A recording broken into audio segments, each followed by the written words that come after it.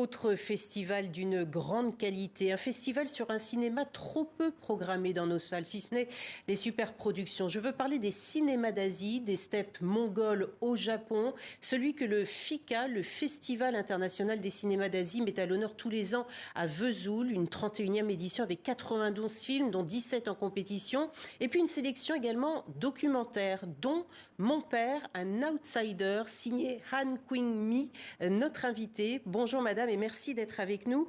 Ce documentaire dure 31 minutes. Il parle d'un exil forcé, celui d'un homme coréen du Nord, mais vivant au Sud. Et cet homme, c'est votre père. Que racontez-vous ? Oui, mais en fait, il n'était pas coréen du Nord, parce qu'à l'époque, avant la guerre, voilà, il n'y avait pas de Corée, c'était la Corée. Et il y a eu la guerre de Corée, 1950.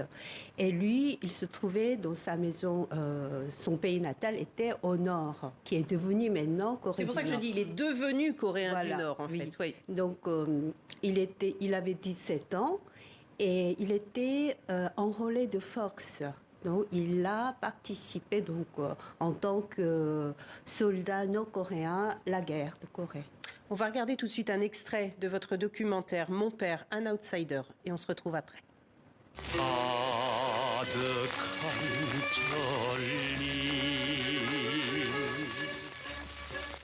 Traumatisé par la guerre, il réintègre la vie civile en 1956 et doit apprendre à vivre tout seul à Séoul, cette grande ville où il ne connaît personne. Un jour, un homme de sa ville natale, croisé par hasard dans la rue, lui dit qu'il a rencontré sa sœur et son petit frère sur un marché. Très surpris, il court aussitôt et voilà des retrouvailles inespérées. Il réintègre la vie civile au Sud. Il, c'est donc votre père. Ce film, vous l'avez fait avec très peu d'éléments. Vous avez quelques photos, vous avez vos propres souvenirs, mais finalement, pas grand-chose en images. C'est ce vide qui a poussé la création ? Oui, c'est ça, en quelque sorte, puisque de toute façon, la manque, on nous oblige à créer des choses. J'avais justement quelques photos de famille et mon souvenir. Comment je vais combler ce vide? Donc, j'ai dit inventer des tas de choses qu'on voit dans mon film. La voix off, c'est votre voix. Vous dites dans votre documentaire, si un jour je devais prendre la nationalité française, ce serait pour pouvoir me rendre en Corée du Nord, pour voir le pays natal que mon père n'a jamais oublié. Est-ce que vous pensez un jour faire ce voyage pour tenter de retrouver une partie de votre famille ? Je préférerais plutôt que la Corée se réunifie, que je n'ai pas besoin d'aller en Corée du Nord. Mais je doute que c'est pas pour tout de suite, hélas. Et quand j'ai dit ça à ma mère, qui est encore vivante, ma mère, elle m'a empêché. « Oh non, non, surtout pas y aller en mon vivant ». Donc, et pourquoi vous comprenez cette résistance de la part de votre mère ? Oui, parce que en fait, même si je change de la nationalité, je suis d'origine coréenne. Donc, si je vais en Corée du Nord, je ne serai pas comme les autres ou les Françaises.